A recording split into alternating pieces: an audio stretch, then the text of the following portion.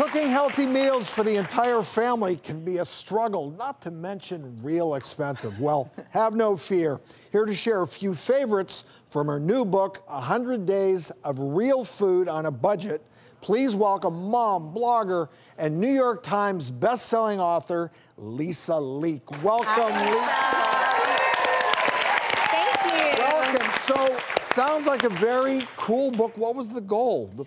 The goal is to help people cut out processed food without breaking the bank. So I share tips such as how to set up your grocery budget, how to save money when you're shopping at the store, as well as 100 real food recipes that each includes a shopping list with prices for every single ingredient and the total cost of the recipe, not just cost so no surprises when you get that's a topic that we've hit on the show all the time when we're saying, oh, you have to eat healthy and go to the produce market and all that stuff. Specialty stores. Yes, and all that, but not everybody can do that. Difficult. Yeah, that's right. Okay, so where do we start?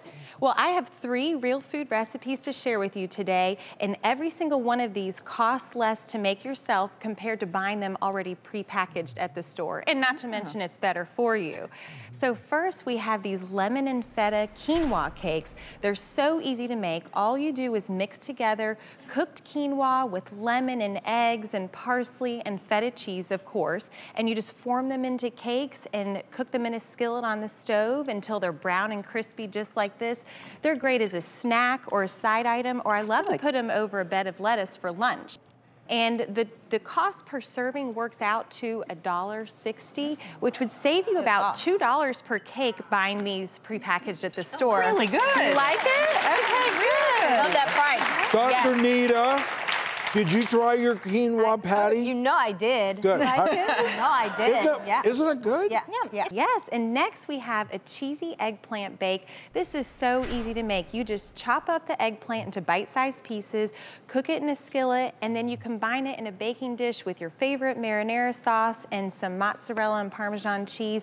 It's great over... This is what I'm smelling, right? Yes, it's great over whole wheat pasta. You bake it until it's just bubbly and brown on top, and it's so good. Now, are your recipes easy to follow? Like if someone says, I'm not Absolutely. A lot of my recipes are really geared towards those who've never cooked that much before. Or if they're busy and they don't have a lot of time. Yes. Nita, if you can do a C-section, I bet you can figure out I can figure this out. You might be tired at the end of the day, though, not have a lot of energy. So yes, these are all very simple recipes. This works out to about $2.50 per serving. And you could even have that maybe left over the next day over that big bed of lettuce that we were talking about earlier for lunch too, if you have any left over. I don't know if you will. I won't. 4 sons. All right, and Lisa, we get dessert too. Yes, everyone loves a sweet treat. So these are dark chocolate crumb bars, and you just mix together whole wheat flour with a little bit of that butter, and you bake that to make the crust, and then you melt the chocolate with some honey and vanilla, and you just pour that over top. Wow. Mix in the walnuts, and then bake it.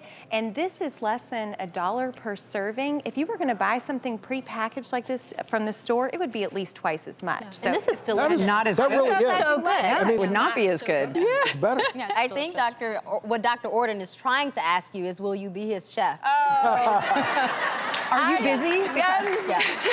Things are going well, but not quite that well. So, I think these foods would apply and appeal to kids too, don't you? Yeah, because one of the things that parents know is that even if you think it's gonna appeal to a kid, there may easily be a kid in your house who is like, that is new or different. No, right? Because change is hard. Just like a little kid likes to hear the same bedtime story over and over and over again, even though they know exactly. They really want repetition, and so change can be really hard. But you can do a couple of things to make it easier on your picky eater.